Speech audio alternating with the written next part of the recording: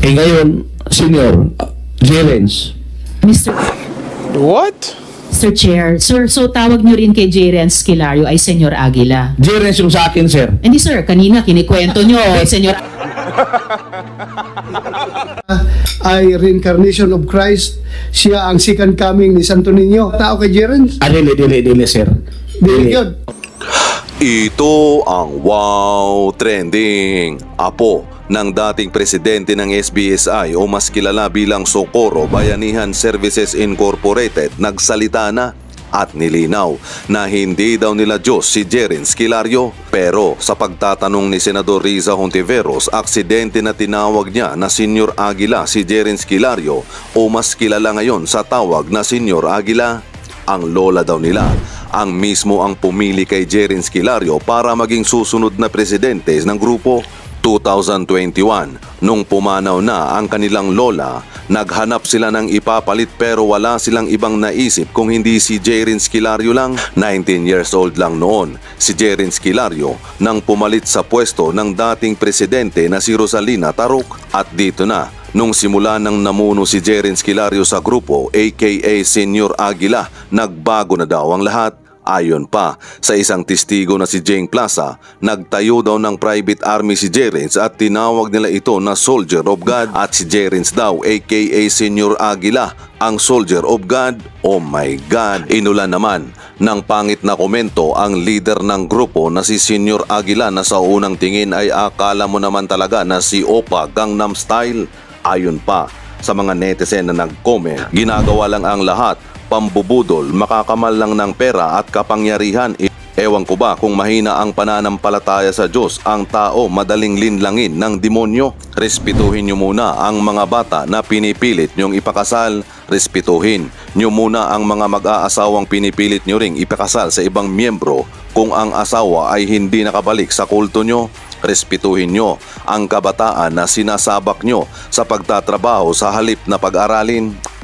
At bakit kailangang kaltasan ng porsyento ang pensyon ng porpis ng miyembro nyo? Masarap pala maging leader dyan dahil lahat ng magagandang babae pwede mong maka one night stand ng paulit-ulit. Oh my God! Nako, gagawa ng sariling gobyerno yung kulto na yan. Di ka makalabas ng bahay dyan. Grabe, mga buhok ng babae pare-pareho. Ano to? North Korea?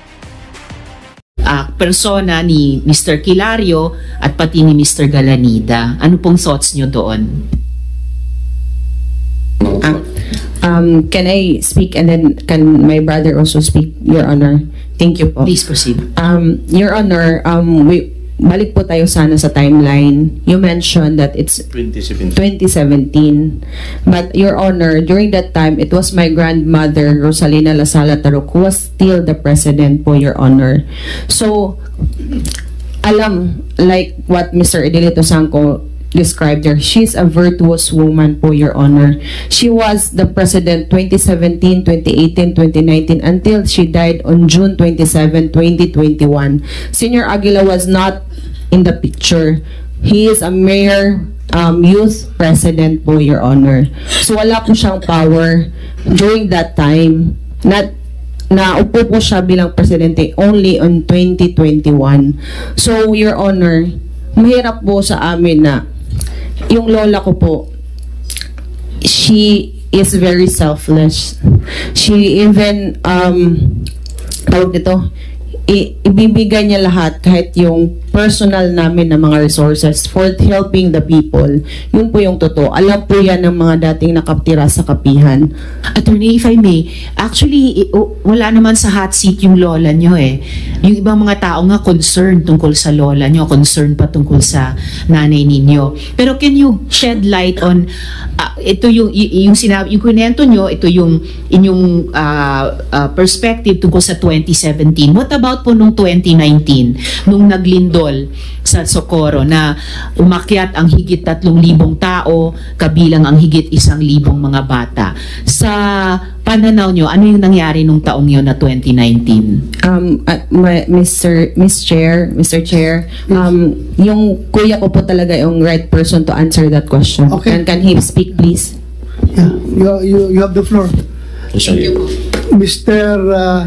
First name? Raldin Tarok Florano. Geraldine Tarok Florano. Go ahead.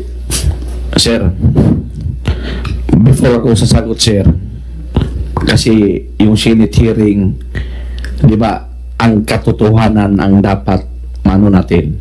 So itong sasabihin ko sa inyo, sir, kahit huwag mo ko yung tudlo, kahit lagyan nyo pa ako ngayon ng lie detector test, payag ako. Makasabihin nyo, naabay nagkuhan na, nagaw na ba?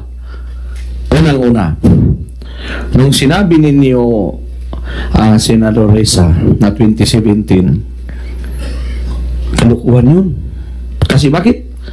Noong 2017 na sa 2019 until 2021, buhay pa yung aking lola. Mr. Chair, bago lang po magpatuloy, sir, huwag po natin gagamitin yung salitang kalokohan. Okay. Kasi kami po na nagpa-file ng mga resolusyon, nagkukonduct. Sorry, ma'am. Wala pong kalokohan kaming, Okay. hanggat kaya namin, pinalalampas. Okay. So, ito po ay mga itinatanong namin sa inyo na sa pagkaalam namin ay facts. At kapag magbibigay kayo ng ibang facts, makikinig po kami at titimbangin Okay. namin. So, yung salitang Sorry po, kalokohan po hindi po nagbebelong sa ganitong pagdinig, I believe, Mr. Chair. Salamat So, kayo. strike out from the records yung sinabing kalukuhan. Sorry po. You just present the facts. Okay. If you know that mali yung facts namin, you correct us. Ganun lang kasimple. Sabihin mo lang, sir, itong totoo. Ito yung totoo, sir. Sige, go ahead. 2017, dito kami nagpuyo sa lungsod. So wala kami sa bukid, sir. So doon pa kami sa Municipality of Socorro, not in the barangay Siring. Ngayon, noong lumindol, ganito yun nangyari. 2019, February 8, 2019 yung lindol. So noong time na yun, sa panang panihapon dinner, yung nag-dinner kami ng family ko, isa-isa kami pinatawag ng aking lola. So sabi ng aking lola, naman tayo juta sa Sungkoy, basin daw mag-tsunami. So isafety namin yung sa mga sarili namin, lalo na yung mga anak namin. So sabi ko sa aking lola, kung muldagan ta sa barangay Sungkoy diha sa gitawag na mo og kanang guest house sa Sungkoy, Itagalog mo para... Kung tayo ay pupunta ng barangay Sungkoy, may yung kasing ng junction, sir, sa river at saka yung dagat. So, kung posibleng may mag-tsunami, sigurado walang mabubuhay sa amin kahit isa. Kasi pag high tide nga, sir, yung tulay nga, sir, nandito na yung level ng dagat So, ito yung nangyari. So, sabi ko sa kanila, tinanong kami ng isa't isa ng lola, gusto ko doon tayo sa Kapihan. On record yan, sir, on record, sir. Pero hindi yan napalabas, sir, sa media. Alam nyo ba kung bakit? Si Mon Gualvez, I don't know if TV5 ba siya lang yung mismo yung nag-interview sa akin. During the CHR, yung human rights, nung pumunta doon sa Kapihan, 3 yung nilapitan ko pero hindi ako in-interview. Sila Nico Bawa, hindi nila ako in-interview. Sila Chino Gaston, hindi nila ako in-interview. Para naman, malaman na yung katotohanan. Kasi yung sabi daw ni Senator Risa, based on the facts, 2017, walang nangyari ganoon, ma'am. Actually, yung 2019, yung pagtakbo namin sa bukid, ma'am, ako yung nag-suggest. Now, Mr. Chair. Okay. Mr. Chair, kasi nababanggit madalas ni Sir at ni Attorney Den yung kanilang lola. So pagkatapos po ni Sir, gusto ko rin po sanang maitanong si Jeng Plaza na kusinero ni Senyor Aguila dahil napaka-importante po talaga yung persona ng lola nila. At wala pong nag-aakusa sa kanila ng kahit ano. Si Jeng Plaza ay pwede po, Mr. Chair, mag-testify na na-overhear niya si J. Renz Kilario at si Mamerto Galanida na nag-uusap tungkol sa pag-overthrow kay Ma'am Rosalinda. Kasi napag-uusapan at napagtatalunan yung timeline, sino ang presidente noon, and in effect, sino ang may control sa organisasyon at sa nature ng organization. So, importante po itong maitatanong po natin, Mr. Chair, kay Jeng Plaza. Salamat kayo. Sir, pwede patapusin. Where's, Dito po andito na po si Jeng Umupo ka Plaza, dyan. Mr. at, Chair. Sir, pwede. next. Umupo ka. Please continue. Oh. Yeah, continue. Ngayon, yung 2019 December, Christmas party yata namin yon. Kasi nung time na yun, 2019, nung doon na kami sa bukid, itong si Jeren Esquilario, actually, itong si Jeren Esquilario, sir, estudyante ko sa high school. So, hindi ako, Teacher ka? teacher ako, sir, sa Socorro National High School. Socorro National High School. O, teacher ako, sir. Estudyante mo si Jerens. O, isa rin sa mga estudyante ko, sir. Okay. Kaya hindi ako maniniwala na ito yung Mesiya. Hindi ako maniniwala sa ganun, sir. Paano ikaw hindi naniniwala pero yung mga followers niya naniniwala?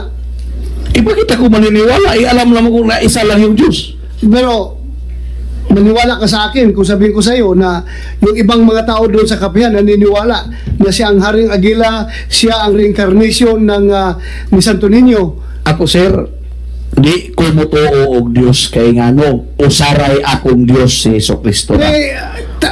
Just answer my question. Maniwala ka ba kung sabihin ko sa iyo na yung ibang mga tao na nakatira sa loob ng kapihan ay sumusunod kay Jerens dahil nga naniwala sila na siya ay reincarnation of Christ, siya ang second coming ni Santo Niño? Kinuha ko lang yung opinion mo. Naniwala ka na sumusunod yung mga tao kay Jerens? Dili, sir. Dili yun. O di ko mutuo nga because nga siya si Mesiya, dili. Sir, pwede mo human ko, sir, sa akong istorya. Go ahead. Kaya 2019 magod sir, na tabo pagka December, sir. Before December, sir. Tagalog. Sige. Before December, parang minimintor na aking lola si Jeren Esquilario kung paano dalhin yung tao, paano makisama ng tao, yung mga plano mismo. Pero plano sa kaayuhan. Sa mga plano kayo sa kabutihan na, sir. Ito yung nangyari. Noong 2019, sabi ng aking lola, kasi wala ako doon mismo, kasi umuwi kami ng aking ama doon sa bahay namin, sir. So sinabi ng aking lola na gusto daw niyang papalit sa kanya ay si Jeren Esquilario. Mr. Chair, sir, if I may, sir, kung wala kayo noon, paano nyo alam na yan ang sinabi ni Sinabi kasi sa akin aking lola. Sorry, sir, di pa ako tapos magtanong. Hintayin mo lang. Or paano nyo po alam na yan ang gusto ni lola ninyo? Dineclare yan ni lola, sir, doon sa namin, sa Christmas party. Tapos sinabi rin sa akin personally sa bahay pag uwi. So pagkatapos po nung una sinabi ni lola nyo sa Christmas party, sinabi nila sa inyo personally? Okay, sinabi sa akin. Ko kung paano nyo sinabi sa akin. Pero ngayon, ang nangyari, wala daw ata General Bato, Senador Bato, ni Jeren Esquilario. Hindi agad niya tinanggap yung hamon na siya yung papalit na presidente kasi sa sobrang bata at saka mahirap din magdala ng tao. Ngayon, anong nangyari? Mr. Chair, so sir, taong 2019. 2019 pa ngayon. Take note, Mr. Chair, nung 2019, 19 years old lang si Senyor Aguila. Kaya nga, magsibata pa siya. Tapos mahirap magdala ng tao. Ngayon, ano nangyari? Nung 2021, nung pagkamatay mismo ng aking lola, kinausap ko si Senyor Aguila. Ngayon, Senyor Jerens. Mr. Chair, sir, so tawag nyo rin kay Jeren Esquilario ay Senyor Aguila. Jerens yung sa akin, sir. Hindi, sir, kanina kinikwento nyo, Senyor Aguila ang tawag nyo sa kanya. Tinawag ko siya ng Senyor kasi yun yung iskilim niya ngayon. Pero ang tinatawag ko sa akin, Ma'am Jerens. Well, sir, Mr. Chair, let the record show, ang tawag po ni Mr. Florano kay Jerens Aguila ay Senyor Aguila. Na yun yung pagkakilala ng mga tao sa kapihan, sa bayanihan. Yun yung pagkakilala nila, ma'am. Haring Aguila, na reincarnation ng Diyos at reincarnation ng Santo Niño. Hindi nga ako hindi ako maniwala, ma'am, na sa yung reincarnation, ma'am.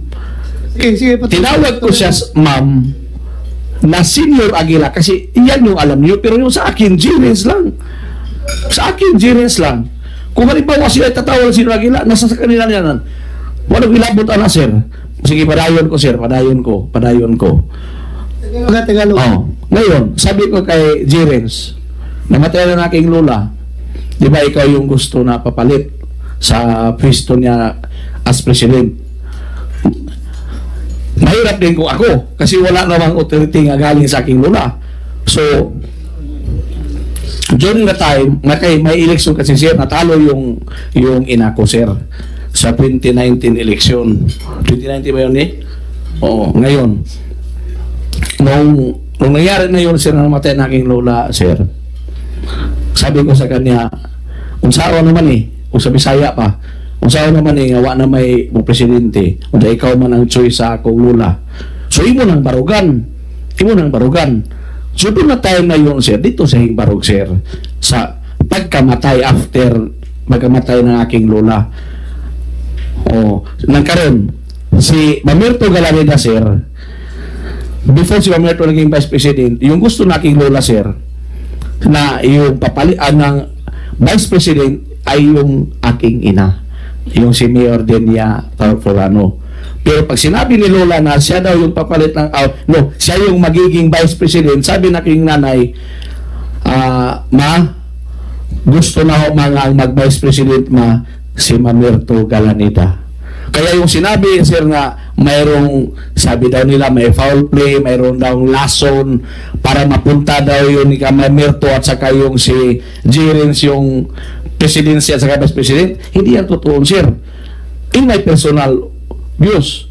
Mr. Chair, in-note lang natin na si Mr. Florano ang unang nagbanggit ng mga salitang lason at foul play dito. Just for the record, Mr. Chair. Oo.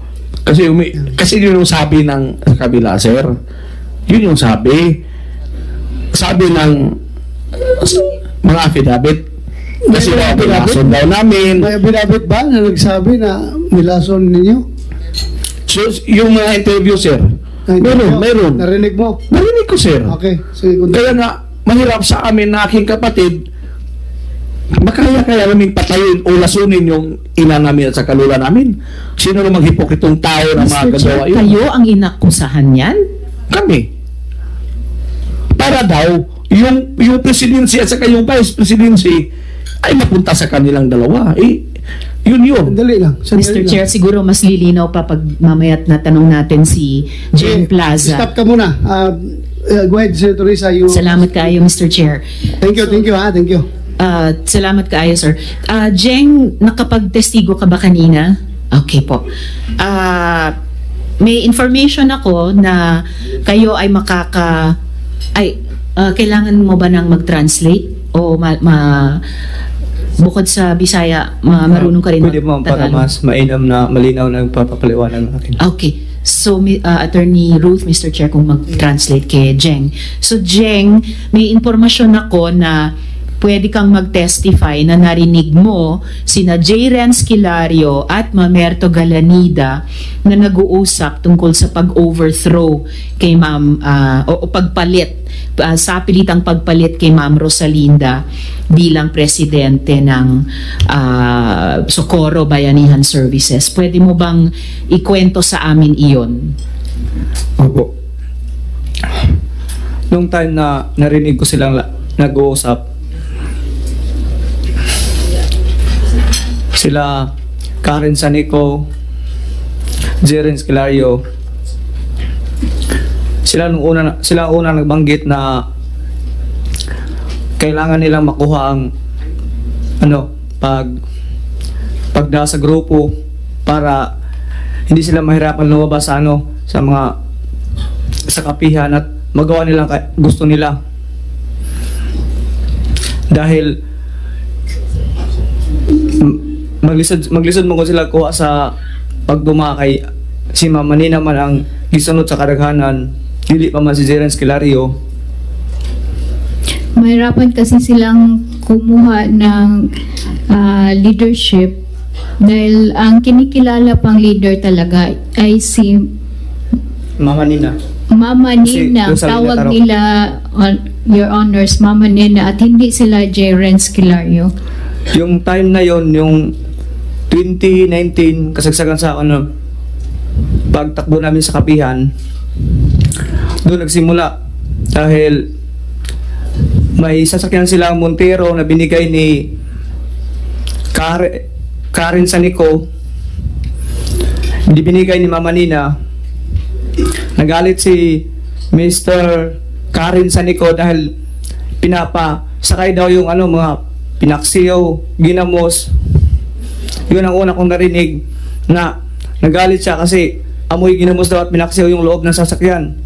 Sabi ni... Yan ay mga pagkain. Oo. Na ikaw ba ang nagluto? Hindi. Sa mga tao na gustong umakyat sa bundok na sumabay sa amin na sumama na tumakbo doon. Nagalit siya kasi amoy paksiw daw. Apoy isda at saka ginamos. Sabi niya na dapat kunin niya sasakyan dahil wala silang kumbaga ambag sa sasakyan na ginagamit nila. Kaya pinakuha ang sabi, ipapakasa lang daw. Binawian ng sasakyan si Miss Rosalina Tarok. Pangalawa, yung isang... Jeng, ewan ko lang pero kung amoy ginamos yung sasakyan, matutuwa pa nga ako, masarap yun, di ba? Tapos binawi na lang kay Ma'am Rosalinda, pinakasa. Pinakasa Okay, daw. tapos anong nangyari? May isang pang sasakyan sa bayanihan, sa bayan namin sa bundok namin, yung black van na itom, sa black van. Maitim. Black van na itim. Oo. Black May van sasakyan na eh. itim. Black van na itim. Black van eh. Wala namang black van na puti, ano po, Mr. Chair? Sige po, Jeng, Then, yung black van, anong nangyari doon? Pinabawi din ni Miss Rosalie Sanico dahil wala daw naiambag ang pundok namin. Hindi daw sila nagbabayad. Hindi daw nagbabayad ng tao. Pero sa Bakit, tuwing Jeng, ano ang dapat ibayad ng tao para hindi magalit si Ma'am Rosalie? sa mga empleyado na namo na sa bayanihan ang nagpalit ato ng sakdanan. Ang mga empleyado sa bayanihan ang bumili ng sasakyan na yun. Oo. Yun ang patunay na binawian ng si Rosalina Tarok kasi parating sinasakyan ng mga matatanda yon sa panahon na may meeting namin. Pagdating doon sa 2018 yata kasasagan ng training, pagsimula ng training, sabi nila Pagsimula yun ng training? nagsisimula ng training, Training para saan? Soldier of God. Soldier of God. Bilang patunay, may sanduko po kami lahat ito. Okay, may tattoo kayo. Yan ay tattoo ng pagiging soldier of God. Okay, so anong nangyari po noong 2018? 2019 po, 2020, pagsimula po ng training namin. 2019. Soldier of God, sino doon yung God? Si Jeren Esquilario. So, soldier of God, kasi siya si God. So, soldier of Jerian Esquilario. Okay po, so ituloy niyo po yung sa training ng mga soldiers. Doon nagsimula yung sabi nila na dapat makuha nila yung Sandali, Jeng, ha? Sandali lang. Administrative announcement lang, ha? Yung may pagkain na kayo dyan, this is a working lunch. Tandaan na tayo kumain para tuloy-tuloy tayo. Please continue, Jeng. doon na sinabi nila na dapat makuha nilang tiwala sa tao dahil hindi sila makagalaw kapag nandun kay Rosalina Tarok ang pagdala sa bundok.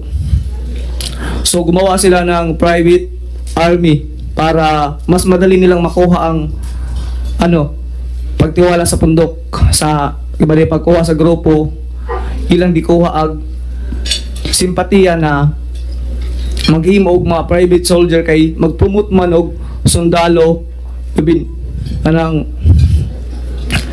leader na mag-train opisyal para makuha pag duma sa bundok kay mabizaan man ang grupo sa arima sa soldier man mag-focus mong ilang kuha o na mag-train sila sundalo kay para kuno pagdepensa og nay musulong ng mga sundalo pod sa gobyerno. So, bali ang strategy nila, Your Honors, is kunin yung simpatiya from the SBSI patungo sa yung binuong soldiers of God by keeping them busy sa training nila sa soldiers of God. Mabitaw sa pinakaubos na level libutang agamong mga leader sa bundok uban. Kay dili man sila maka-hold og unsa ilang buhaton. So, pinakababa inilagay yung mga leaders dati. Jen? No? Oo. Para hindi maka-impluensya sa gusto nilang mangyari.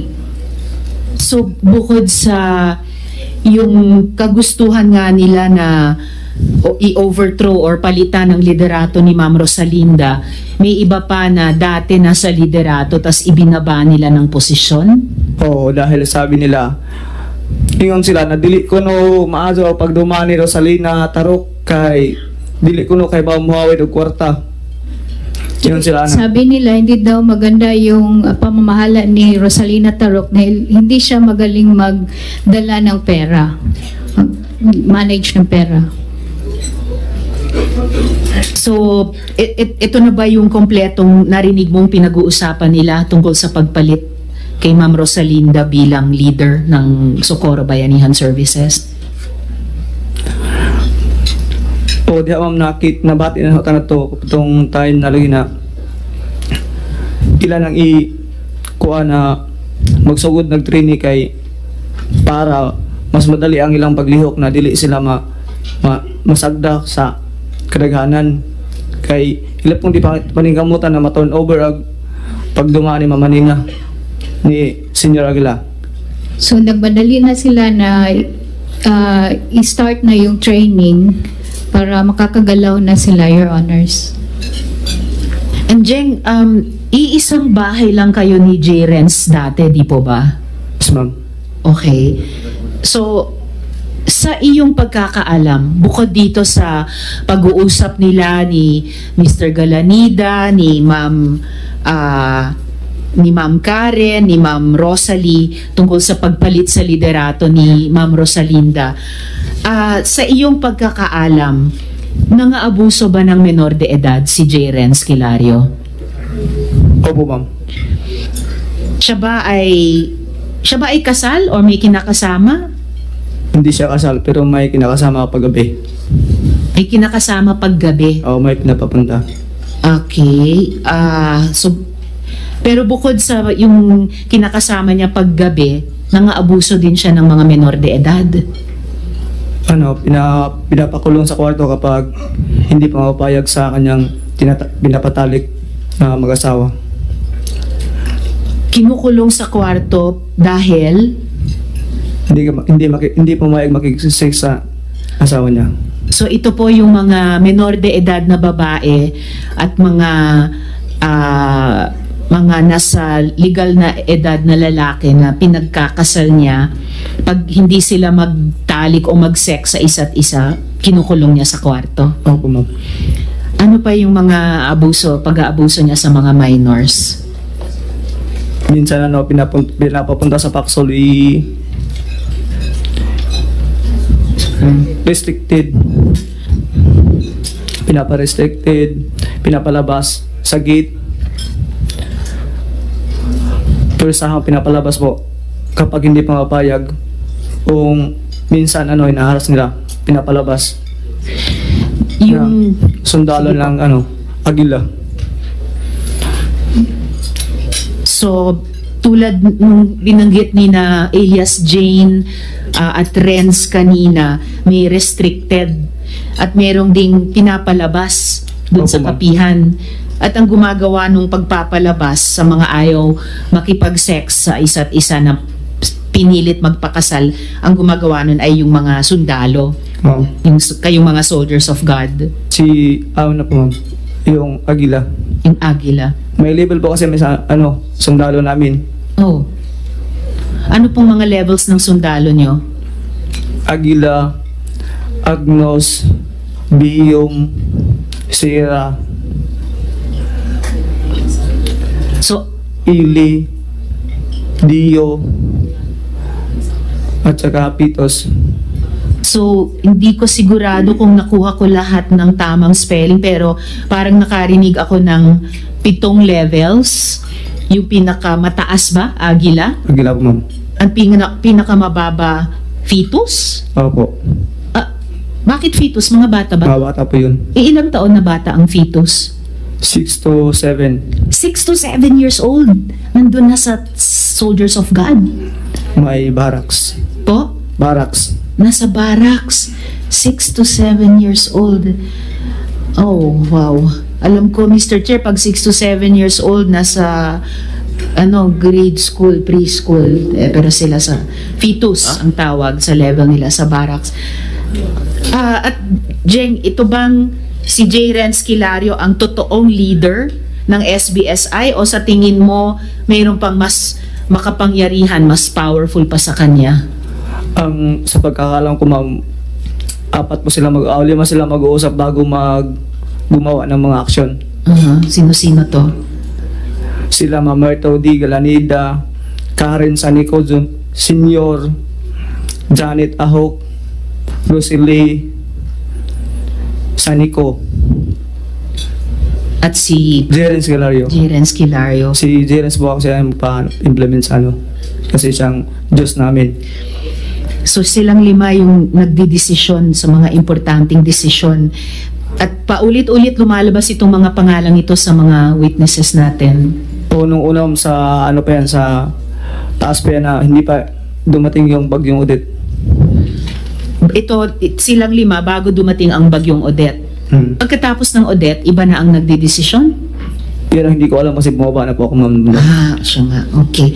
Pero sa kanilang 5, sino ang pinaka makapangyarihan? Sino ang pinakamataas? Sa tingin ko, ma'am, mukhang si Karen Sanico Senior. Siya po ang pinakamakapangyarihan sa pagkaalam mo. At saka si Ma'am Merto.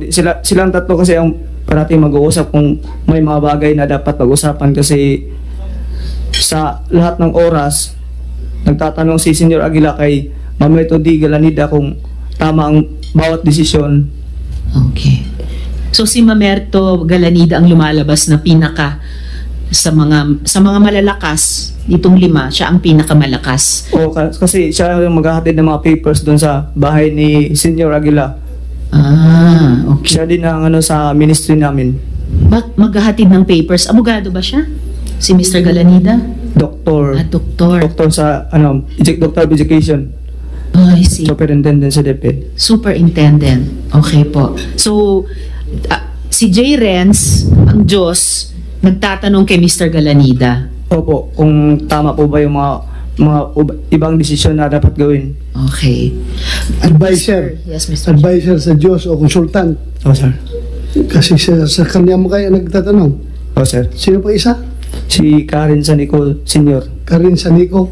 Ang Karen Senior, lalaki? Lalaki po. Lalaki yung Karen? Opo. Oh. Ikaw ang Karen.